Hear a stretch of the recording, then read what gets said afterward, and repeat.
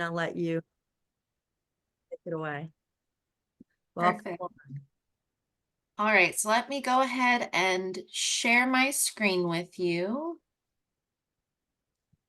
Let's see here. All right, is everyone looking at a PowerPoint kind of presentation? Yes. Perfect.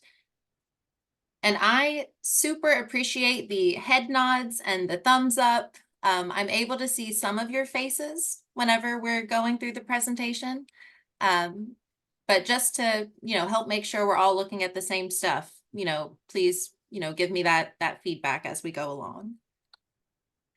So a little bit about me. My name is Lauren Rogers. I'm currently the Director of Community Engagement at International House in Charlotte, North Carolina. But my background, my undergraduate degrees are in Communication Studies and International Studies, and I'm about to graduate with my master's in Adult and Continuing Professional Education.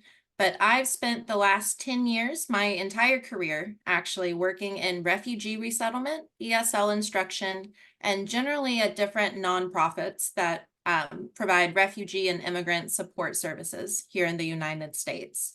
When I was doing refugee resettlement in Wilmington, about 60% of the families that we were resettling in Wilmington were Burmese, or Karen or Kachin, but coming from that part of the world. So some of the first students that I ever taught, were, their native language was Burmese. So that's just a little fun fact there. But during the pandemic, when I was the ESL program director at a literacy council in Wilmington, North Carolina, all of our programming had to switch over from in-person classes to teaching online. So for about a year and a half, I was teaching, I was writing curriculum and training volunteers on how to teach English classes over Zoom, essentially. It wasn't the easiest hurdle to get over. There are definitely, some challenges along the way, but we figured out a few kind of successful strategies going along there. And this beautiful thing started to happen where we started to get folks reaching out to us from different states. I had a volunteer from California that reached out to say, hey, I have a friend in North Carolina that's volunteering for you all.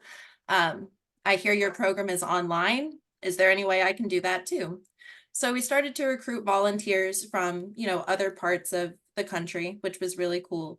And then we started to recruit students from other countries, which was a really cool thing to see as well.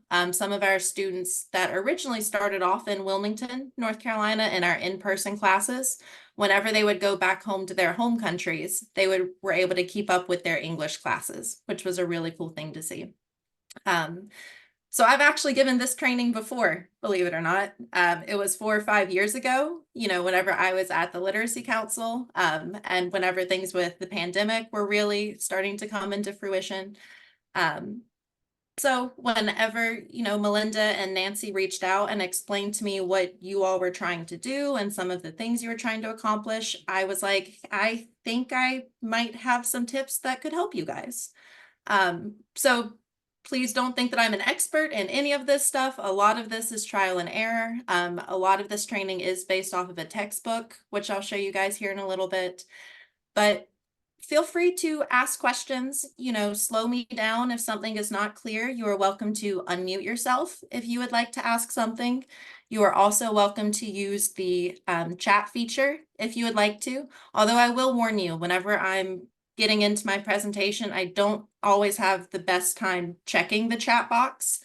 So sometimes it might be easiest if you just unmute yourself or, wave your hand at me or something like that. So I would love to learn a little bit more about you all, if you don't mind. I know I had a chance to hear a little bit whenever Nancy was initially doing the introductions, but I would like to get into a little bit more detail because we're going to be spending a lot of time with each other this week, next week, and the following. So I would love to just hear your name, your title or your role, what part you're going to be playing in this project, and then one thing that you're hoping to learn today, or at some point during the course of our time together. So Nancy, if you don't mind, I know you the best, so is it okay if I put you on the spot to get us started? Oh, sure, sure. So my name is Nancy Daniel, and I am the Global Dean of CMM College of Theology. And one of the things I really want to learn during this program is I want to see kind of how it's going to work and how people can feel confident in helping others to learn our language, because that can be daunting. And thank you so much. Thank you. Now, Nancy, do you want to pick someone else to go? And we'll just take turns picking a new person. Okay, Dr. George, you want to share something about yourself? Sure. I love the Lord and we love Myanmar and David and all our friends there. We've been there 3 times. Nancy and I have been, and just are so amazed at the peace of God and the glory and the joy that is in our friends there, particularly David Joy and Colin, his wife, and their beautiful baby Justin. And we just love to connect people around the world, see them fulfill their destiny in the Lord. And like the Apostle Paul, we love to see everyone complete in Christ.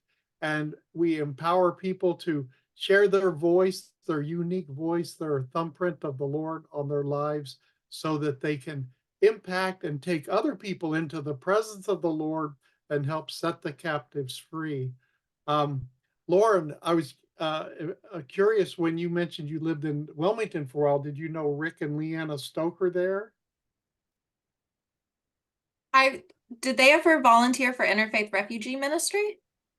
They have helped refugees. They've helped human trafficking victims. They help a lot of homeless people, and they feed a Yeah, lot of poor That's people. They're really dear friends. I was texting with Rick just last night, those and are those are familiar names to me. Yeah. yeah, they have a great ministry and a big shelter. I forget the name of their ministry. I just think of them as friends. So we just love to connect friends around the world and destroy the works of the enemy and bring the kingdom of God to the earth and get people in the presence of the Lord. And I'm just so thankful for each one here and your hearts and your passion and zeal for the Lord to be able to bless those in Myanmar and empower them to go higher and deeper in the Lord. We live for him. So thank you, Lauren, and thank you everybody for volunteering. So George, pick somebody. Okay, I see Sarah next. Hi, Sarah. You're muted.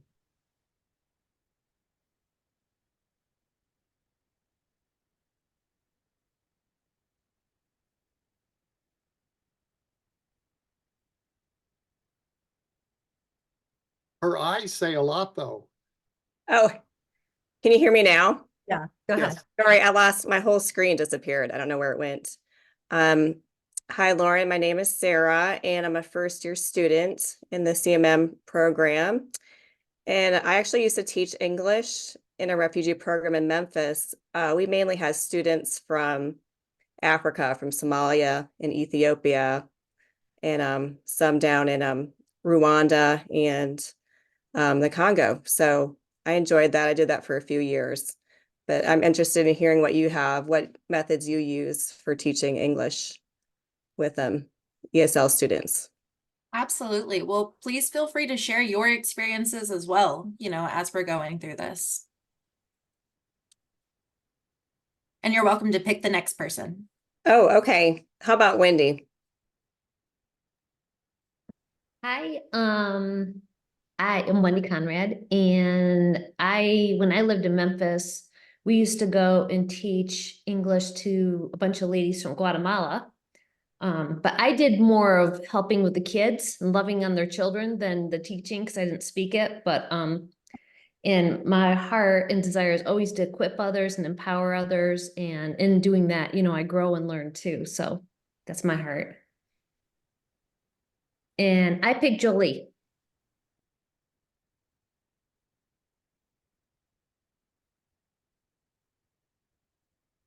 Tag, I'm it. Okay. My name is Jolie Carr, and I am kind of a jack of a lot of trades and a master of none. I have a nursing background, and I've done a little bit of a smattering of mission work over the years. And I'm just interested in how teaching English would work in a different venue to reach out to folks. That's pretty much it. Oh, I have to pick someone. Let me see. I my screen's shrunk. Let's see. I'm going to pick Melinda. Hi, everyone. I am super excited to see this training taking place. I am Melinda, and I have been connected with CMM for the better part of a decade at least, and have had opportunity to go even in Germany and work with refugees with them there. In my professional life as an educator, I work with teaching English every day as a specialty, and I'm an Orton Gillingham specialist. And so I approach a lot of what I do from that standpoint. I've even taken it to street boys in Nakuru, Kenya, and been able to introduce English instruction to them through a Saturday school program using Orton Gillingham as the basis. And I've had training, I've done ESL tutoring at high schools with high refugee populations, such as Idlewild here in Charlotte.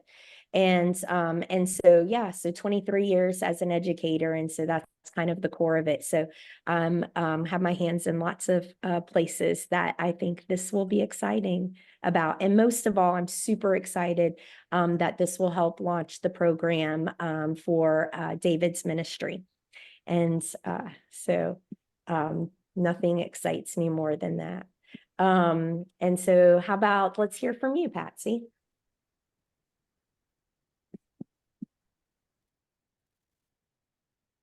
Patsy Felton, and I'm a missionary and a minister and part of the CMM family. I'm a current student in the master's program. And what I wanted to learn during this program is, how do you do it online? I mean, it's one thing face to face and you got a paper or book or something. I'm looking forward to learning. I don't have any experience, but I love David Joy and the PRM family. And so it's going to be a blessing, not just for them, but for me, because I'm sure in the process, I will be learning some Burmese. So this is going to be a two-way. And I love language. I love language. I've been in different countries around other people, and I love language. So I'm looking forward to having some fun with the PRM family and learning something else to add to my resume.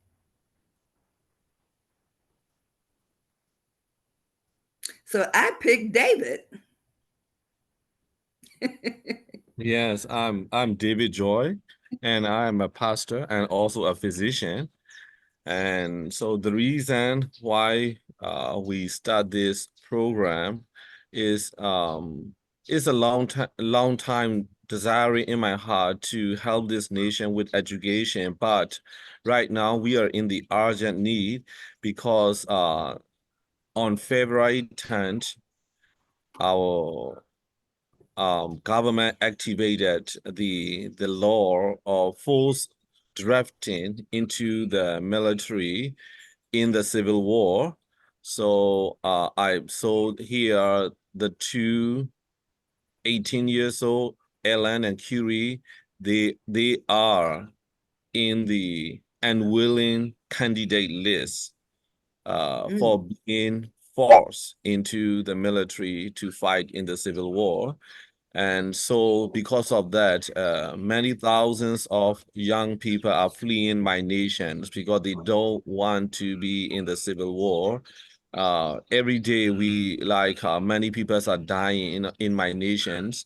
And so with these happening, there are two things. One thing is those who are studying can be postponed for false drafting.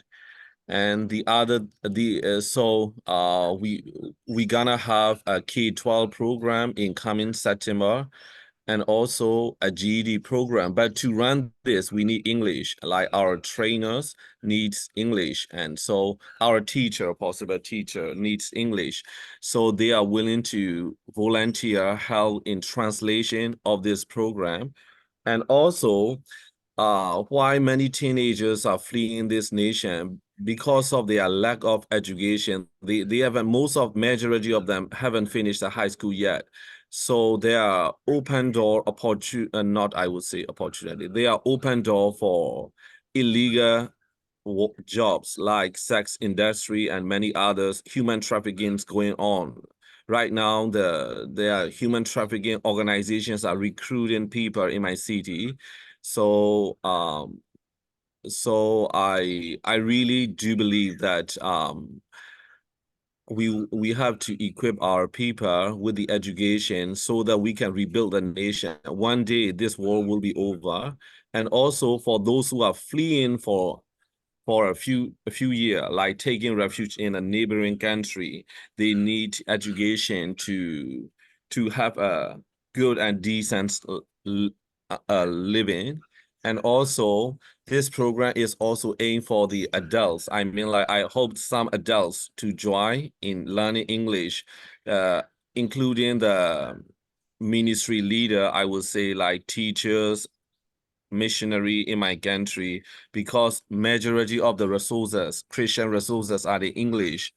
And so it will help a lot. And so thank you so much for each and everyone, and Lauren, Dr. George, Dr. Nancy, and everyone here. And yeah, I believe this nation will be restored. And thank you so much. Yeah.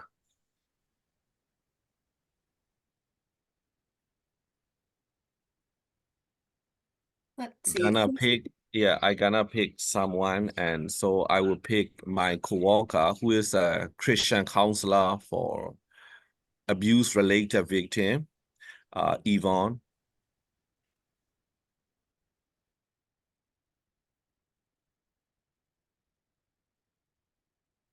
Hi, I am Yvonne, and I am an audit. Sorry, I am an auditing minister with PRM and CMM, and I'm also a student of CMM. I just want to see how it will work with David's vision and plan, and I really want to help any way I can. Thank you. Perfect. Thank you. We love you, Yvonne. Thank you so much. Miss you, Yvonne, too. Now, I think we just have a few more people who need to introduce themselves. Alan Curry And Cindy. and Cindy. Okay.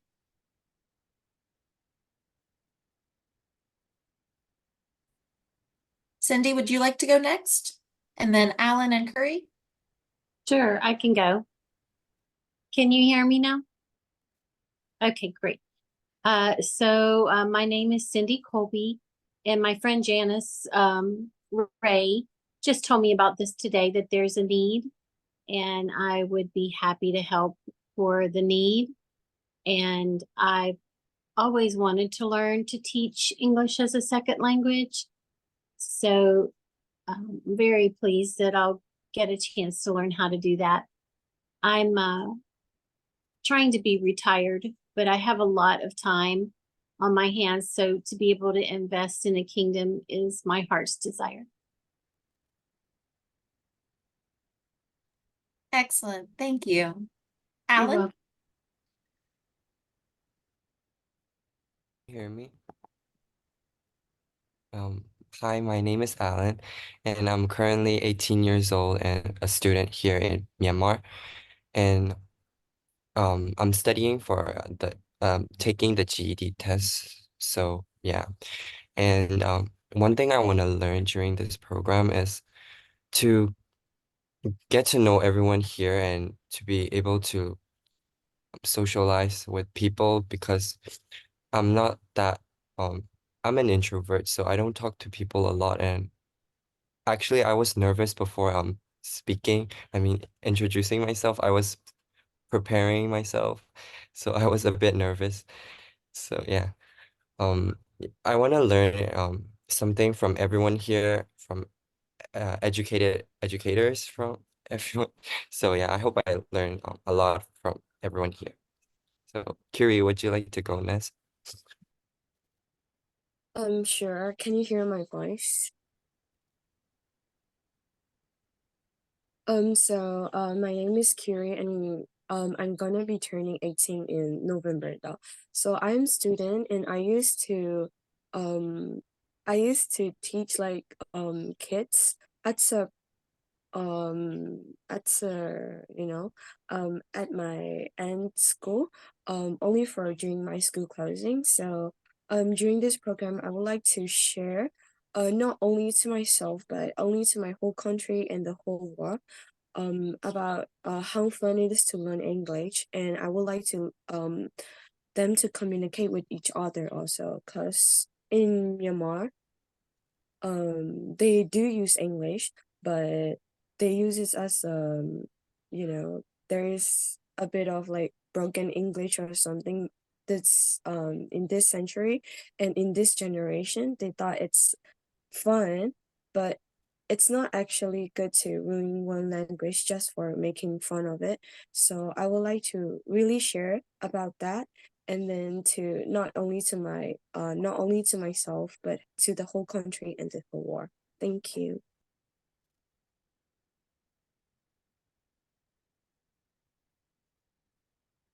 Thank you so, so much for taking the time to introduce yourself. My heart is touched by everyone's passion, everyone's excitement to be here. I'm so excited about how much different experiences we have in this group.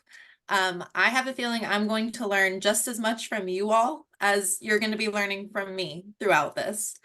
So please do, chime in, share your experiences, ask questions.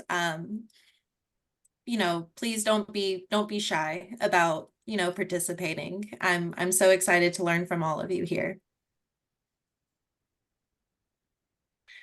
So just to give you an idea about what we're going to be covering, tonight we're going to be going over just some of the basics of teaching English, some fundamentals everyone needs to be aware of. And then next week, we're going to be getting into the really fun stuff. So teaching strategies, different activities, how to teach online. And then we're going to be doing a lesson planning showcase at the very end during the third session on March 15th. So you are going to have a little bit of homework at some point during this process. Because on March 15th, that's when we're all going to be putting together some practice lessons, workshopping them together. And my hope is by the time we finish those 3 sessions, all of you feel comfortable walking away, putting together a lesson plan for being able to teach someone English, online. If you need a little bit more coaching after that, I have also done workshops on getting comfortable with Zoom, right? So practicing sharing your screen, practicing using the whiteboard, all of that different kind of stuff. So once we get through these 3 basic sessions, I'm happy to do, one more optional one just to get you guys comfortable with Zoom and the technology that you guys need to be able to do this effectively. So please don't panic or get worried if, we don't cover everything you think we need to cover tonight. Tonight, we're really just doing introductory stuff and going through some of the basics. So does anyone have any questions? Okay, excellent. So most of this training comes from this resource book, Teaching Adults, an ESL resource book. You can find it on Amazon, it's on eBay, you can get it on New Readers Press is who publishes it. But this is the book that I used to train volunteers for 6 years whenever I worked at the Literacy Council out in Wilmington. It is very volunteer friendly. A lot of the ESL books I've worked with are very academic and, hard to read and understand. This is a really volunteer friendly book. So if you are able to purchase it and get yourself a copy, I do strongly recommend it, especially if you are new to teaching ESL, and you would like to have, some more resources. This is a really, really good one for you to get your hands on. So tonight's agenda, what we're going to be going over, we're going to be talking about some different ESL levels and what a student kind of looks like and what their language skills look like at the different levels. We're going to be going over some principles of teaching ESL. We're going to talk about the 4 different language skills that go into teaching English. And then we're going to talk a little bit about some approaches to teaching grammar. And then that's it for tonight. Okay, and then we'll get into some more stuff next week. So for tonight, thinking about a beginning English learner, someone who is very, very new to learning English, those folks tend to rely a lot on translation. And that's really important at the beginning level, especially when they are building new vocabulary, they are trying to learn new sentences, new grammar structures.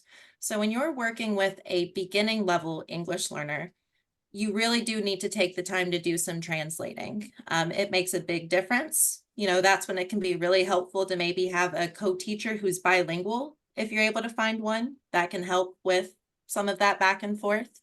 A beginning level student tends to know words and phrases, but not complete sentences, right? That's when they tend to talk in very broken English. They may know individual words, but not necessarily how to use those words. So if you're thinking about someone putting together a puzzle, when they're at the beginning stage, they're just starting to find the corners, right? And put together the outline of the puzzle. Once they get into the intermediate stage, that's when the picture starts to come together. They start to get a better understanding of it. And then once you're at the advanced level, you're just filling in the gaps with that puzzle.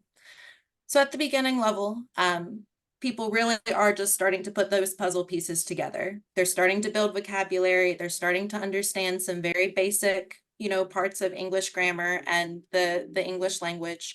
They may or may not know the Roman alphabet. So this is really, really important, especially working with, people whose native language is Burmese or Karen or Kachin or any of the other languages. If they do not know the Roman alphabet, you've got to take the time to teach them that before you get into all of the other stuff, right?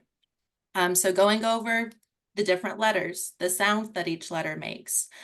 I would be very careful about going through the entire alphabet all at once.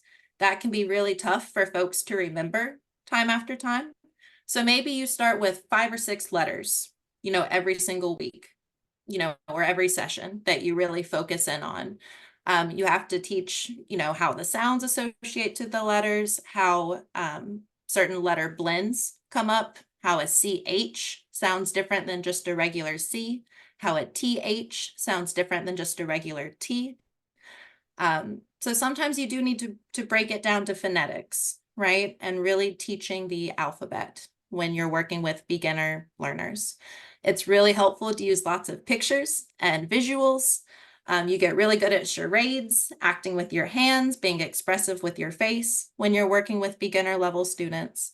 And it really helps if you're able to focus on real world use of English, things that they can actually see, things that they can, interact with. So what type of English would they be able to use in their daily life that you could try to incorporate into the lesson, right? Even something as simple as naming household vocabulary, right? What is a door? What is the floor? What is a light? Finding ways to, incorporate the real world into the lesson plans can be really helpful when you're working with beginner learners. At the intermediate level, students are a little bit more comfortable at having basic conversations, right? They are usually able to get their message across. They know basic grammar structures. That's whenever you really start getting into those grammar rules, right? You're not just teaching phrases anymore. You're really starting to teach different grammar structures. So at this level, if you're thinking about my puzzle analogy, when you're a beginner, you're starting to gather the puzzle pieces. When you're at the intermediate level, you're starting to get the picture of the language, right? Those puzzle pieces are starting to come together. When you're at the advanced level, that's when you have the general picture of English, you're pretty successful at communicating with folks, but you want to make it perfect, right? You want to fill in any gaps that you're missing. You want to improve your vocabulary and any idioms or special English phrases that come up.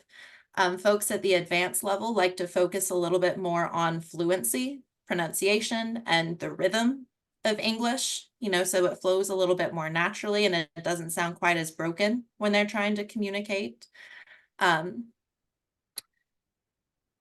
So I want to give you 3 imaginary students right now.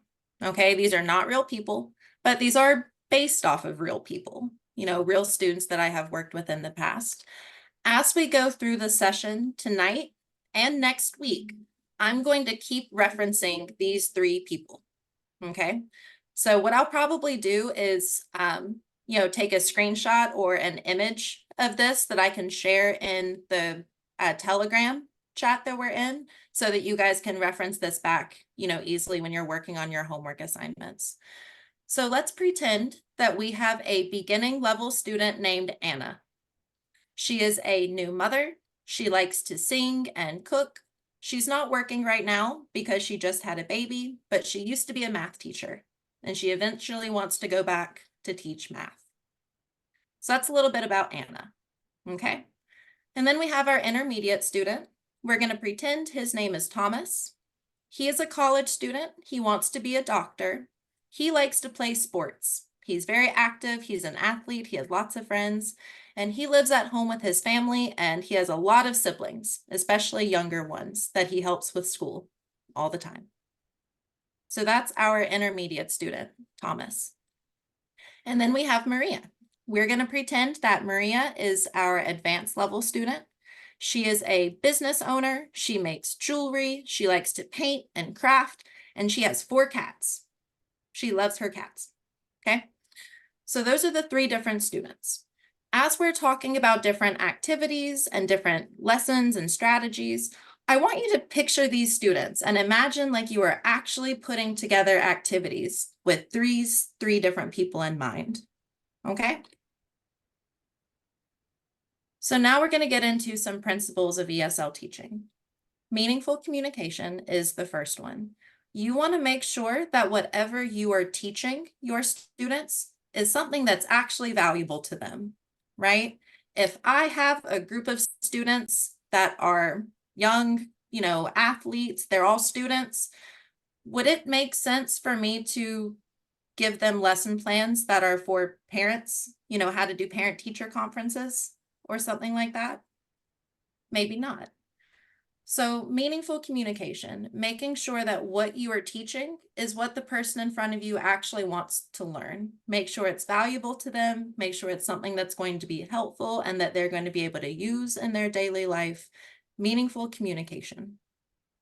So now let's think about those 3 students again. If we were going to think about meaningful communication, and trying to work on activities or strategies for our beginner level student, Anna, what kind of topics might we want to work on with her? You can put in the chat, you can unmute yourself, but what do you guys think? Meaningful communication. What would that look like for Anna?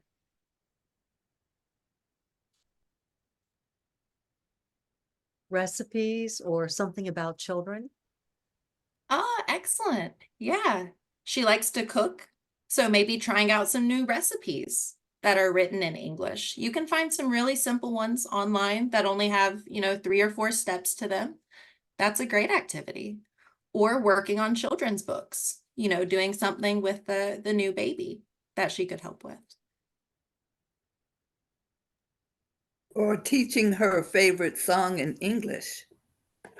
Oh, I love that. Picking a That- song that she already knows and likes and then working on translating it. Yes. That's a great idea too.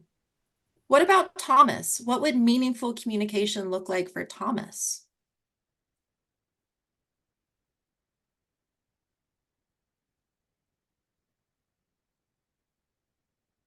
How about letting him watch sports that are commentated, the commentary is in English.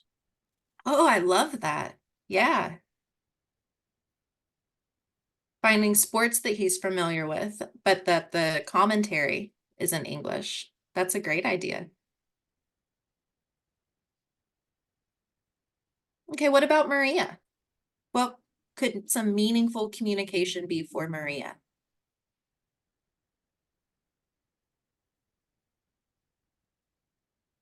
How about some business terms in English?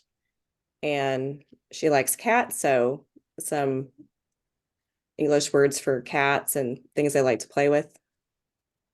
Absolutely. Yeah. But especially as a business owner, there's a good chance she's really wanting to use her English maybe for marketing or, increasing her audience for some of her jewelry. So yeah, working on business terminology with her. Even maybe just working on English descriptions of her jewelry, right? Doing something like that. Working on colors, working on different types of material, so that she can actually describe her crafts and her artwork whenever she's, working on her business. That's a great idea. So our second principle of ESL teaching, success, not perfection. When you are working with someone who is learning another language, do you think it's wise to correct every single mistake they make? Maybe not. I know whenever I was learning French, I was very discouraged if someone, corrected every single mistake that I made. So especially when you're working with a beginner level student or someone who doesn't have the most confident speaking yet, focus on success, not perfection. It doesn't matter if they make a grammar mistake or if they mispronounce a word. What matters is that they got their message across to you. Were they able to successfully communicate? When you're working with someone who's at the beginner level, sometimes that means using translation. Sometimes that means that a person just has to look up what that vocabulary word is. That is okay. That shows that they are still trying, right? They are still putting in the effort. They are still learning that new English word. We care about success, not perfection. We care about eventually getting there. It doesn't matter how many steps it takes. Success, not perfection. As a student becomes more confident in their English, that focus starts to shift a little bit. When you're working with someone who is already at the advanced level with their English, they can speak pretty well, they're pretty confident, having conversations. They really do want to focus on perfection. They don't want to make mistakes. They want you to correct their pronunciation and their, all the little mistakes that they may be making along the way. So it's important for you to understand your students and where they are on this scale between success versus perfection. When you're working with the lower levels, your beginning and your low intermediate students, you really care about just success and building confidence and getting them comfortable using English. You don't really want to start zoning in on the grammar issues and the really particular stuff until someone is more at the high intermediate or advanced level with their English. Another thing you really want to do is try to reduce anxiety with folks. I cannot stress this enough. It takes a lot of brain power to speak in another language. And if someone is already anxious, they're nervous, they're stressed out, it's going to be really hard for them to access the part of their brain that they need to speak in another language. So one of the best things that you can do at the start of every class is try to find ways to reduce your students' anxiety, right? So start with some really gentle warm-up activity, maybe a review of the last session. I've even done things like find a picture, show the picture, and then ask my students, okay, name as many things as you can that you see in this picture. So it's just a big brainstorm activity, right? Something that nearly everyone can participate in that doesn't make anyone feel uncomfortable. So try to find some activities like that to build confidence and get people comfortable interacting without putting anyone on the spot. And then increasing exposure to English. This is going to be a little bit trickier to do with, folks who are actually over in Myanmar, but try to think of ways to get them to engage with English between your sessions. So a lot of times that means teachers want to send folks with homework to do. While that's great, you can also think of creative homework assignments. So things that I might tell my students to do. Okay, you just learned a whole lot of kitchen vocabulary. Your homework this week, I want you to take little sticky notes and I want you to label, all of the different kitchen items that you have, that you learned the new vocabulary word for. You could do something like that. You could do something like, okay, I challenge you to introduce yourself to one new person in English this week. If there are multiple people in the house that are learning English at the same time, you could challenge them to have 20 minutes of only English over dinner. Whenever they're sitting down having dinner with their family, see if you can get through a whole 20 minutes of just speaking in English. You can try to think of more creative ways to engage with English to increase their exposure, between those different class sessions with folks. Oh, Patsy, I see your hand. Okay. So basically, you're not just teaching English, you're teaching speaking, you're teaching writing. Yep, if you need to. Every student is going to be a little bit different what they want to work on. But especially if students are trying to work on the GED and they need English for that, they're definitely going to be working on some writing skills. Okay. Because my brain, this was my thing when I was talking to Nancy. It's like, how do you give a person an assignment when you're not there? We will get into that tomorrow, my friend. Okay. Yeah, don't you worry. And Patsy, I would venture to say it works a lot like your online courses that you've been in with CMM, like where you're going to the virtual session, you're getting tasks and assignments to follow up on, and then you share about them in the next session. So you can share the assignment. Okay, I'm taking the Zoom teaching that's number 5 on the list. Okay. Thank you. Absolutely, sure. So those are the 4 big principles of ESL teaching, right? Meaningful communication, success, not perfection, finding ways to reduce anxiety, and finding ways to increase exposure with the English language, right? These are the 4 students that or the 3 students that we're going to keep in mind as we are designing lesson plans and talking about different activities as we move forward. So when someone is learning English, they're actually working on 4 different skills. You obviously have grammar that's interwoven throughout all of this, but people are going to develop these skills at different rates. You may have someone who is very good at speaking and listening.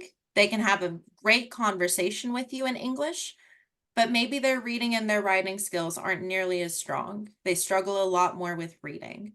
So it's important to know that people develop these skills at different rates. Not everyone is going to be at the same level with all of these different skills. So it's important to know your students and know who's comfortable with different types of activities.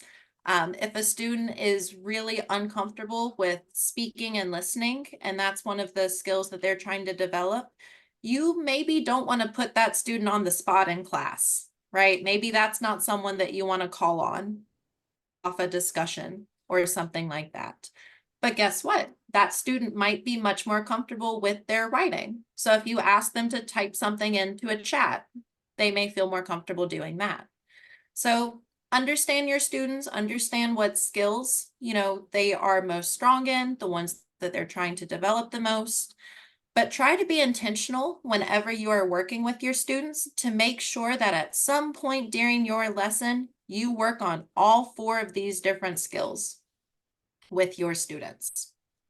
At some point during your lesson, you want to give them some type of opportunity to speak in English, even if that's just repeating vocabulary. If you're working with beginner level students, you want to give them some chance to speak. You want to give them some chance to listen to English. You want to give them some chance to read in English. Again, even if that's just showing vocabulary words, right? A picture and a word, a picture and a word. Guess what? That's still working on your reading skills. That's still working on your listening skills. And you want to give them a chance to write if you're able to. And even if that writing is just typing something into the chat box, or something like that, that's where it gets a little bit trickier online, but, we'll talk more about that tomorrow, some ways that you can adapt and work with some of that. So I'm curious from some of the former ESL teachers or current ESL teachers that we have in the group, in your experience, what order do you see students developing these skills? I would say the auditory always comes first, to being able to listen and then to speak. So the reading and writing often come after that. Yeah, that was my experience whenever I was learning French. Yeah.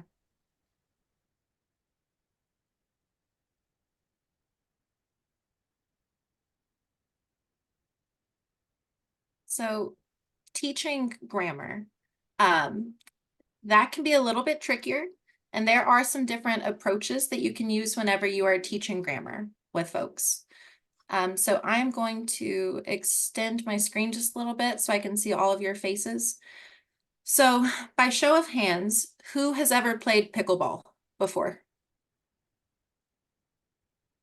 Okay, I see 1 or 2. So I have never played I want to pickleball. play, Lauren. I want to play. I've heard good things about it. A lot of people are talking about pickleball these days. I've never played before. Jolie has sold us on it. She and her husband have sold us on it. We can't wait to try. Oh, excellent. So let's pretend that we're all going to go play a game of pickleball. If you throw us into the middle of a pickleball game right now, there are some things that we could figure out just by looking around. Do we play it outside? Do we play it inside? Is there a court? Are there balls? Do I throw something? Do I hit something? Do I kick something? Do I play on a team? Do I play by myself? There are some things that we can figure out just by being in the middle of a game and looking around and observing. That is implicit learning. That is learning by observation, learning by repetition, learning by watching people, learning by modeling. For someone who is a beginner and they are just getting started with the English language, sometimes that is the best approach to teaching grammar. Modeling, doing repetition, having a really simple sentence structure and then repeating that structure until the students are comfortable with it.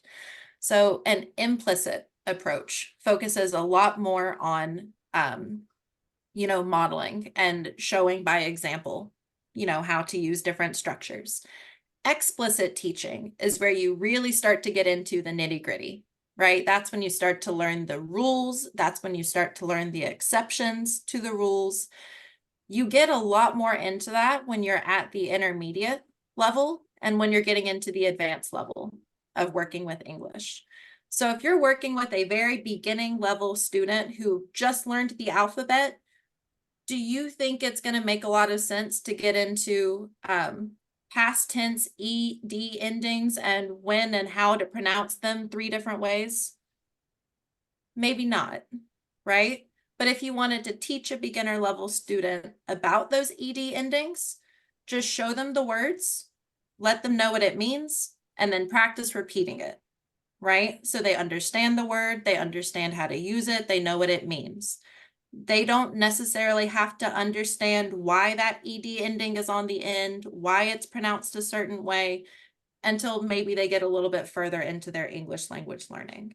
So know what approach is going to work best for the English level that you're working at and the grammar topic that you're trying to address, with your learners. So just to give you an idea about the type of topics that come up at each of these different levels, when you're working with the beginner level student, you are working with basic introductions, you're working with very basic grammar tenses. What is a noun? What is a verb? What is an adjective? You're working with the simple present tense, the simple past, simple future, and those basic, WH questions. Who, what, when, where, why. That's, in my experience, that has been pretty much it with most of my beginning level students. I mean, every course, every curriculum, every standardized test is going to tell you something a little bit different. But in my experience, working with volunteers teaching English, working with students who are learning English, these tend to be the grammar topics and the issues that you want to really be able to master, when you're working at the beginner level. So again, I'm going to turn it over to my ESL teachers in the room. What do you think are some of the, key, big, important things to touch on with the beginner level?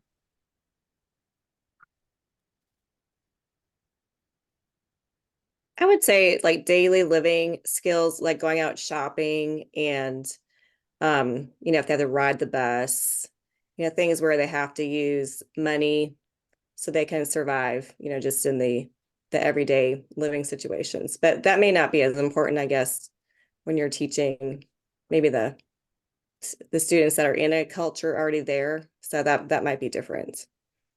I had the same thought whenever I was putting this presentation together. My whole experience is teaching ESL for folks based here in the United States. So figuring out, what's going to be most important for the students in Myanmar to focus on and learn. But I definitely think numbers should be in here. I should have added that to this list. Understanding numbers and numeracy in English would be a good one.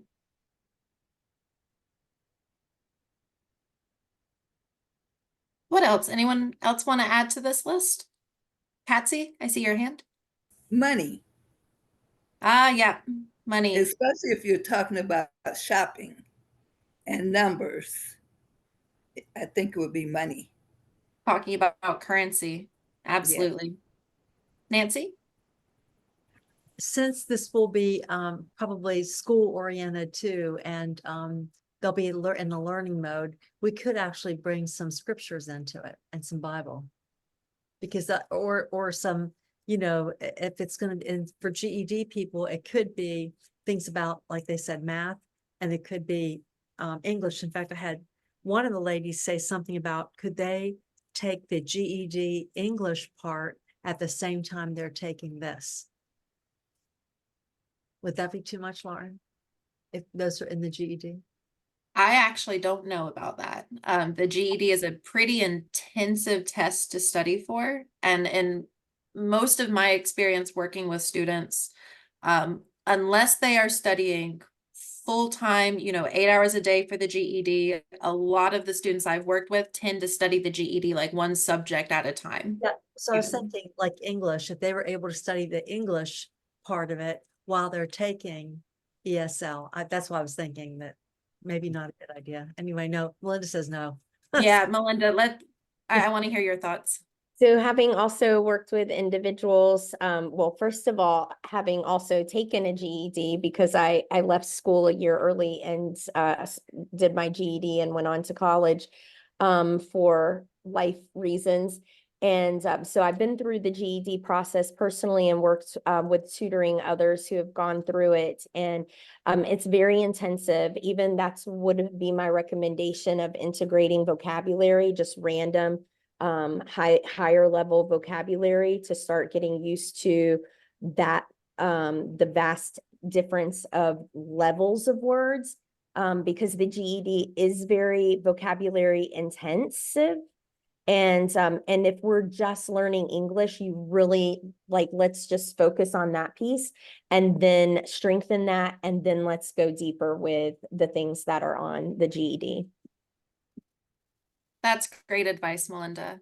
And something that the literacy council I worked at in Wilmington would do for students who were GED, but very early in their English language learning, you can focus on skills like critical thinking, right? Being able to problem solve in English.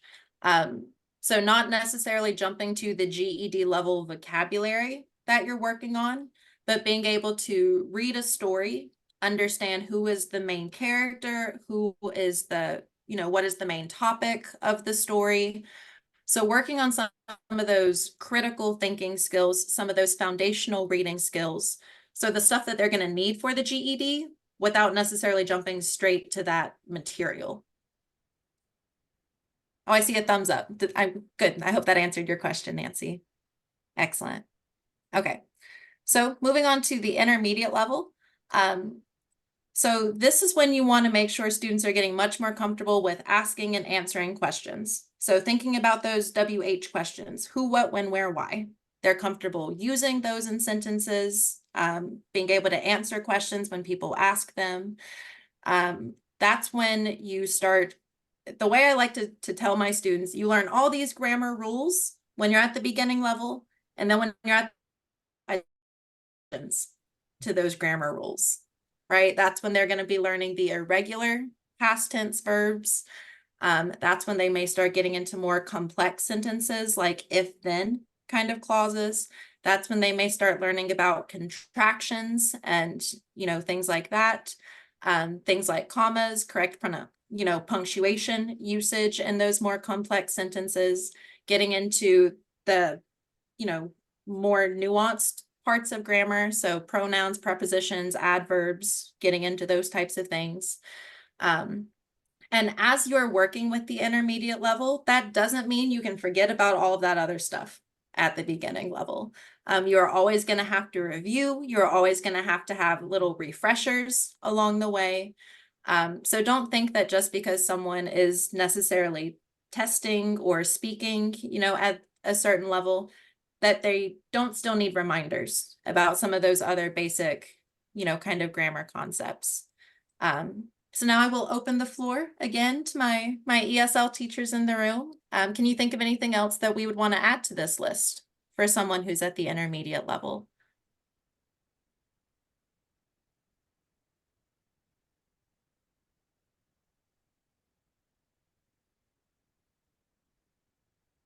And if not, that's okay. These are just some of the, big ones that I know a lot of my intermediate classes have focused in on in the past.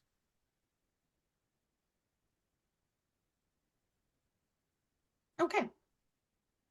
So then we move on to, let's see, the advanced.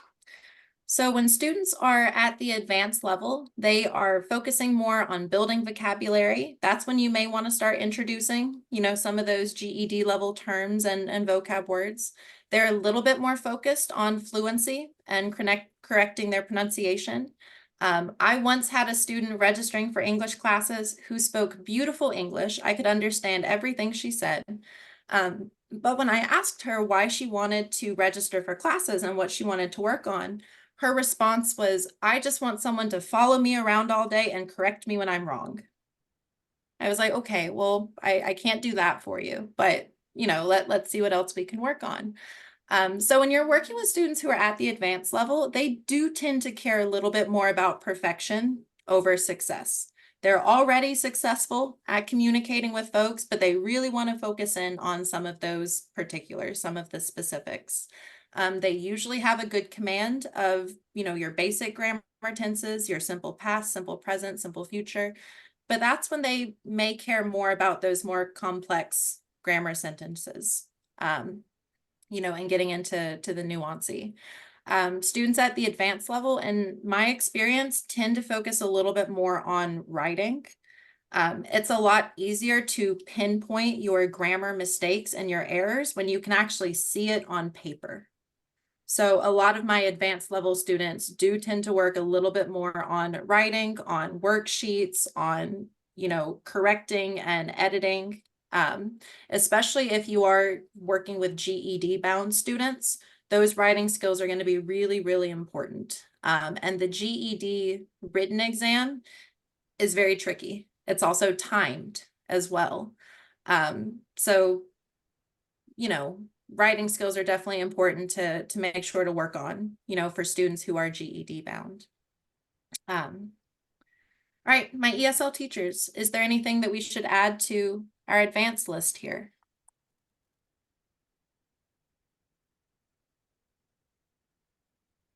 I was thinking possibly idioms, some of those phrases we use that aren't so easy to understand.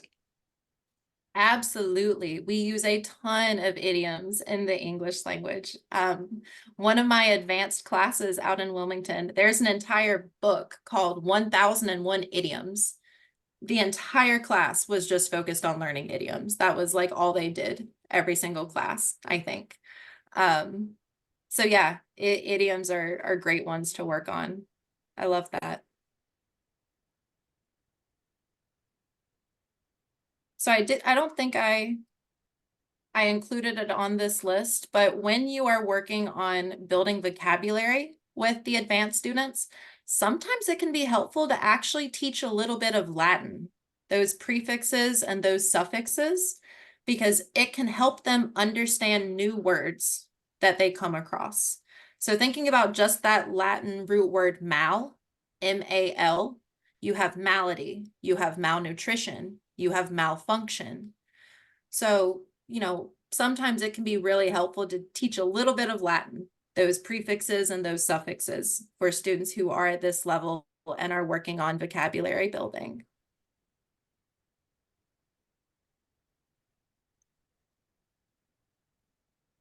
Let's see. So this is just a little bit of a reminder about the students that we're going to be pretend lesson planning for next session. We have Anna, our new mother who likes to sing and cook, who used to be a math teacher and will eventually be returning to work. We have Thomas, the college student that wants to be a doctor. He plays a lot of sports. He lives with his family and has lots of younger siblings that he helps out with. And then we have Maria, our business owner, who's at the advanced level, and she is a jewelry maker. She likes to craft and paint, and she's an animal lover. She's got 4 cats. So these are the 3 different students that we're going to be making pretend lesson plans for, during our last little workshop together. So when we come back together next week, we are going to focus a little bit more on teaching strategies and activities, how to teach online, how to adapt different lessons for different levels. So if I was going to teach this grammar topic for a beginner level student, someone like Anna, how would I do it? If I was going to teach this grammar topic to Thomas, how would I do it? That's what we're going to be working on next week, how to approach teaching some of these grammar topics to our different pretend students. And then we're going to talk about best practices for teaching ESL and for lesson planning. Okay?